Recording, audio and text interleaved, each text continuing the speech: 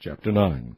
Then the Lord said unto Moses, Go in unto Pharaoh, and tell him, Thus saith the Lord God of the Hebrews, Let my people go, that they may serve me. For if thou refuse to let them go, and wilt hold them still, behold, the hand of the Lord is upon thy cattle which is in the field, upon the horses, upon the asses, upon the camels, upon the oxen, and upon the sheep. There shall be a very grievous murrain. And the Lord shall sever between the cattle of Israel and the cattle of Egypt, and there shall nothing die of all that is the children's of Israel. And the Lord appointed a set time, saying, Tomorrow the Lord shall do this thing in the land. And the Lord did that thing on the morrow, and all the cattle of Egypt died, but of the cattle of the children of Israel died not one. And Pharaoh sent, and behold, there was not one of the cattle of the Israelites dead. And the heart of Pharaoh was hardened, and he did not let the people go.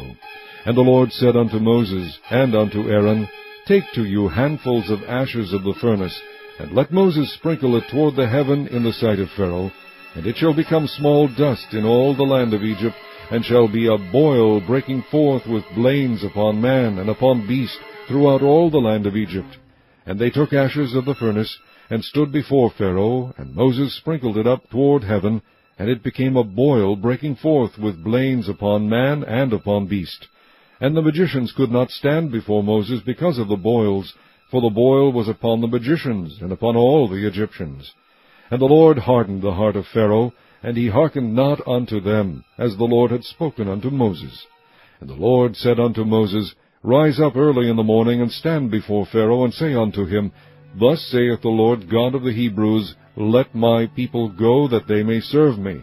For I will at this time send all my plagues upon thine heart, and upon thy servants, and upon thy people, that thou mayest know that there is none like me in all the earth. For now I will stretch out my hand, that I may smite thee and thy people with pestilence, and thou shalt be cut off from the earth. And in very deed for this cause have I raised thee up, for to shew in thee my power, and that my name may be declared throughout all the earth. As yet exaltest thou thyself against my people, that thou wilt not let them go. Behold, tomorrow about this time I will cause it to rain a very grievous hail, such as hath not been in Egypt since the foundation thereof even until now. Send therefore now, and gather thy cattle, and all that thou hast in the field, for upon every man and beast which shall be found in the field, and shall not be brought home, the hail shall come down upon them, and they shall die.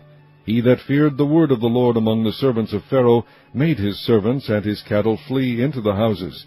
And he that regarded not the word of the Lord left his servants and his cattle in the field. And the Lord said unto Moses, Stretch forth thine hand toward heaven, that there may be hail in all the land of Egypt, upon man, and upon beast, and upon every herb of the field, throughout the land of Egypt. And Moses stretched forth his rod toward heaven, and the Lord sent thunder and hail, and the fire ran along upon the ground, and the Lord rained hail upon the land of Egypt.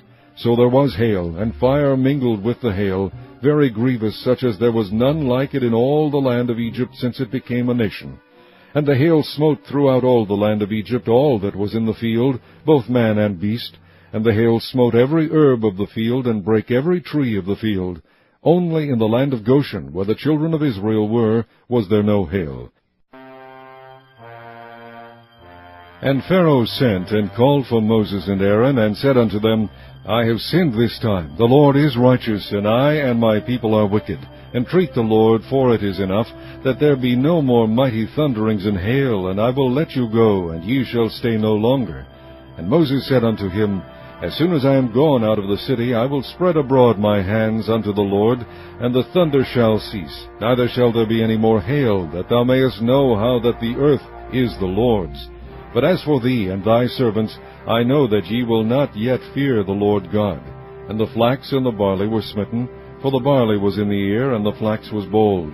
But the wheat and the rye were not smitten, for they were not grown up. And Moses went out of the city from Pharaoh, and spread abroad his hands unto the Lord. And the thunders and hail ceased, and the rain was not poured upon the earth. And when Pharaoh saw that the rain and the hail and the thunders were ceased, he sinned yet more, and hardened his heart, he and his servants. And the heart of Pharaoh was hardened, neither would he let the children of Israel go, as the Lord had spoken by Moses.